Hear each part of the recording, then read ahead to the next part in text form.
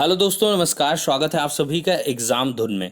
दोस्तों, added junior शिक्षक भर्ती और साथ ही साथ यूपी ट्रिपल एससी अन्य प्रतियोगी परीक्षाओं की लगातार यहाँ पर तैयारी करवाई जा रही है। ऐसे में जो मॉडल पेपर नंबर 39 है वो डिस्कस करने वाले हैं और बहुत ही इंपॉर्टेंट क्वेश्चन आपको देखने के लिए मिलेंगे। वीडियो सेशन में आगे बढ़ें इसके पहले शिक्षक भर्तियों की प्रिपरेशन करने वाले स्टूडेंट्स के लिए एक छोटी सी information. India's largest learning platform Unacademy लाए हैं प्लस कोर्स। अगर इसके फीचर्स की बात करें तो घर बैठे फेवरेट एजुकेटर के माध्यम से पढ़ने का मौका मिलेगा, कंप्लीट एग्जाम प्रिपरेशन होगी, रेगुलर डाउट क्लियरिंग सेशन होगा, एग्जॉस्टिव कवरेज होगा पूरे सिलेबस का, फ्री टेस्ट सीरीज प्रोवाइड होगी, वीकली फ्री मॉक टेस्ट मिलने वाला। अनअकैडमी लाया है बिग डिस्काउंट, 80% ड्रॉप आउट है यूपी टेट, सी टेट और स्टेट टेट के प्लस सब्सक्रिप्शन प्लान्स में।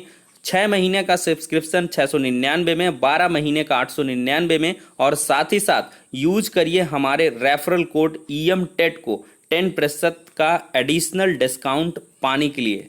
अनअकैडमी लाए हैं the ultimate preparation for CTET paper first and second batch, जो स्टार्ट हो रहा है 10 जुलाई से। बात करें crack DSSP PRT 2021 complete batch course की, तो ये स्टार्ट हो रहा है 10 जुलाई से। यूज करिए हमारे रेफरल कोड EM टेट को किसी भी सब्सक्रिप्शन प्लान में 10% का एडिशनल डिस्काउंट पाने के लिए, और साथ ही साथ free live classes, test, quizzes को अनलॉक करने के लिए। ज़्यादा जानकारी के लिए लिंक डिस्क्रिप्शन बॉक्स में प्रोवाइड है, चेकआउट कर सकते हैं। दोस्तों, मॉडल पेपर नंबर 38 में हमने 20 बहुत ही इंपॉर्टेंट क्वेश्चन को डिस्कस किया था, तो इस सीरीज को आगे बढ़ाएंगे, 21 क्वेश्चन को लेंगे। और यहाँ पर है संविधान सभा द्वारा भारतीय संविधान को कब पारित किया गया था। तो संविधान सभा में दोस्तों संविधान को अंगीकृत किया गया था 26 नवंबर 1949 को। लड़के कंफ्यूज हो जाते हैं, इसी में सीधे से लगा देते हैं, लेकिन यहाँ पर संविधान को कब पारित किया गया है ये क्वेश्चन पूछा गया है। तो दोस्तों ये 26 नवंबर 1949 होगा, लेकिन भारतीय संविधान को कब लागू किया गया है ये 26 जनवरी 1950 है। इसी में कंफ्यूज होते हैं दोस्त, तो इनको दोनों को ध्यान रखना है। संपूर्ण भारत में भारतीय संविधान को लागू करने की तिथि 26 जनवरी 1950 है, और संविधान सभा द्वारा अंगीकृत, अधिनियमित और आत्मार्पित करने की जो डेट है वो 26 नवंबर 1949 है। ये काफ़ी इंपॉर्टेंट है और इसको अवश्य ही ध्यान में रखा जाए दोस्तों। और बाबा साहेब डॉक्टर भीमराव अंबेडकर को भारत का संविधान निर्माता कहा जाता है, ये आप सभी को पता है। और ये संविधान मसौदा समिति के अध्यक्ष थे। और अगर मूल संविधान की बात करें दोस्तों, 26 नवंबर 1949 को जो अधिनियमित आत्मार्पित किया गया उसमें टोटल नंबर ऑफ आर्टिकल्स जो थे 395 थे। मूल संविधान में कुल 395 अनुच्छेद, 8 अनुसूचियां और 22 भाग थे। और प्रत्येक वर्ष 26 नवंबर को संविधान दिवस के रूप में मनाया जाता है। ये इससे रिलेटेड बहुत सारे क्वेश्चन कंपटीशन में पूछे जाते हैं।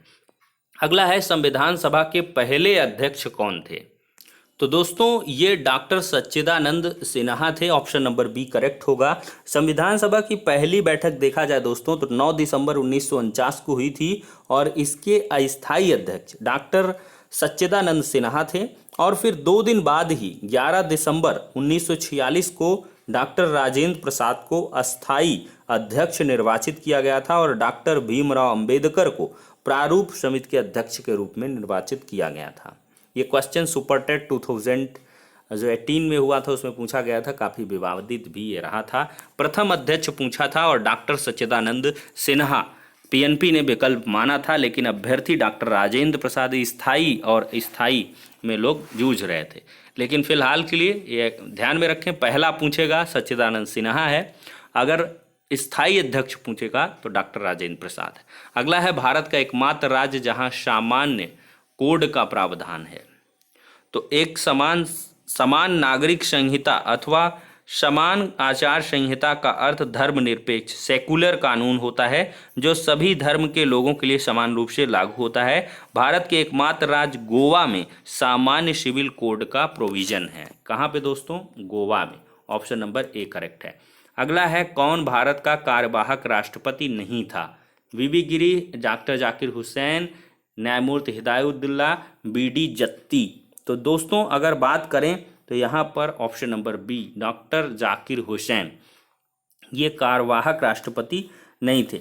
देखा जाए तो जो जाकिर हुसैन हैं भारत के तीसरे राष्ट्रपति थे और इनका कार्यकाल 13 मई 1967 से 3 मई 1969 तक था। अन्य कार्यवाहक राष्ट्रपति वीवी गिरी हैं, न्यायमूर्ति मोहम्मद हिदायुल्लाह हैं और बीडी जत्ती हैं। ठीक है, अगला है श्री रामनाथ कोविंद भारत के कौन से राष्ट्रपति हैं? तो रामनाथ कोविंद वर्तमान में राष्ट्रपति हैं और ये 14वें राष्ट्रपति हैं। ठीक है दोस्तों, भारत के प्रथम राष्ट्रपति डॉक्टर राजेंद्र प्रसाद थे। भारत के 13वें राष्ट्रपति प्रणब मुखर्जी थे और श्रीमती प्रतिभा देवी सिंह पाटिल ये भारत की 12वीं और देश की प्रथम महिला राष्ट्रपति थीं। अगला है कौन सी अदिश राशि है? कार्य, वेग, बल या त्वरण?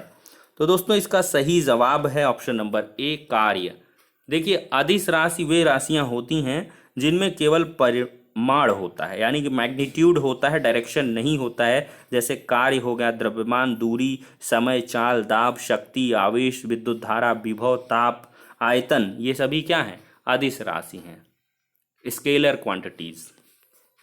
अगला है निम्नलिखित में से कौन सी प्रक्रिया एक रासायनिक परिवर्तन है?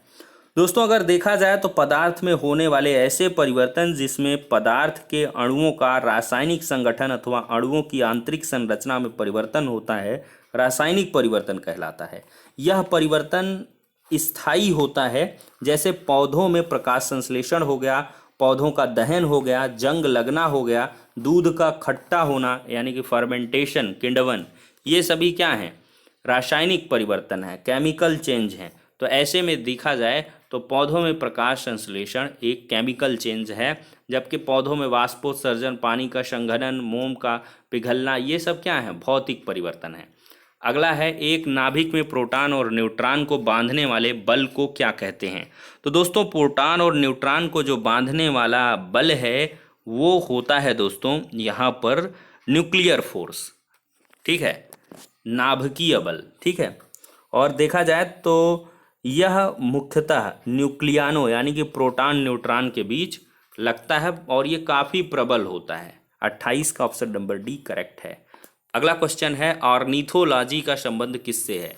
तो दोस्तों अगर मैं बात करूं तो ऑर्निथोलॉजी जीव विज्ञान की वह शाखा है जिसके अंतर्गत पक्षियों का अध्ययन किया जाता है। जी हाँ दोस्तों, पक्षियों का अध्ययन करते हैं ऑर्निथोलॉजी में। सीस्मोलॉजी में अध्ययन करते हैं दोस्तों भूकंपों का, और फाइकोलॉजी में शैवालों का अध्ययन करते हैं। चलिए अगला है चींटियों के अध्ययन को क्या कहते हैं? दोस्तों अगर चींटियों के अध्ययन को करना है तो हमें मार्मिकोलॉजी सीखनी पड़ेगी। क्या? मार्मिकोलॉजी, ऑप्शन नंबर ए करेक्ट है। और हर्पेटोलॉजी जो है उसके अंतर्गत सरीसृप वर्ग यानी कि उभयचर या रेप्टाइल का अध्ययन, निमेटोलॉजी के अंतर्गत नीमोटोड का अध्ययन तथा नीडोलॉजी के अंतर्गत पक्षियों के घोंसलों का अध्ययन करते हैं। नीडोलॉजी कई बार पूछता है, तो पक्षियों के घोंसलों का अध्ययन किस में करते हैं? नीडोलॉजी में। ठीक है दोस्तों, और हर्पेटोलॉजी के अंतर्गत सरीसृप वर्ग का अध्ययन करते हैं।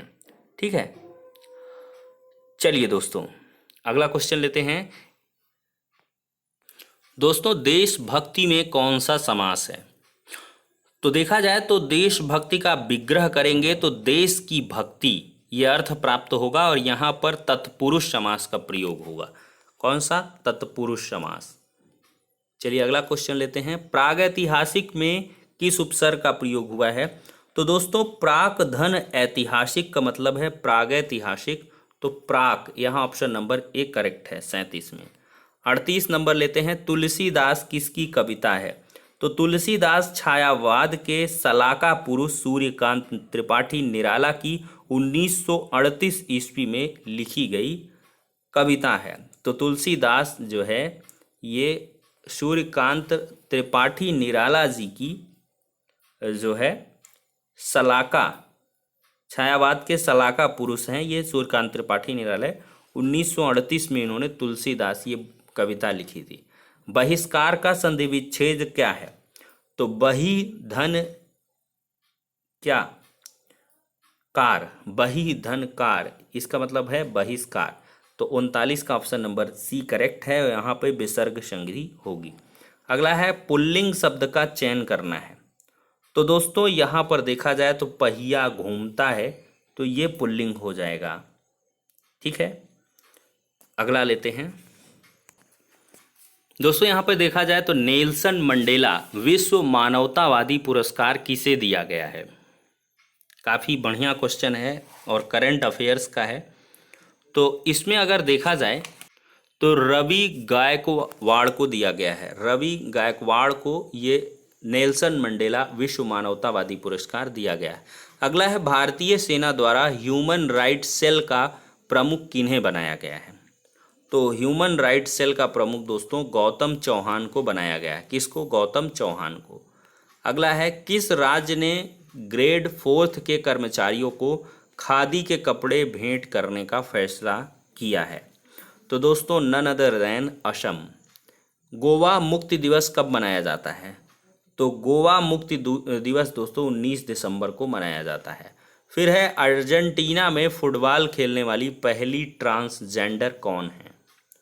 अर्जेंटीना में कौन खेलेगी फुटबॉल और पहली ट्रांसजेंडर है मारा गोमेज। क्या है दोस्तों? मारा गोमेज।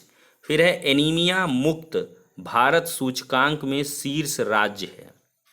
तो अगर बात करें तो यहाँ पर हरियाणा राज्य है एनीमिया मुक्त भारत सूचकांक के शीर्ष में। फिर है बॉर्डर गावस्कर ट्रॉफी में किन बल्लेबाजों ने शतक बनाया है? देखा जाए तो इसमें Marnus Labuschagne, Steve Smith, Ajinkya Rahane, इन सभी ने शतक बनाया। ऑप्शन नंबर डी करेक्ट हो जाएगा।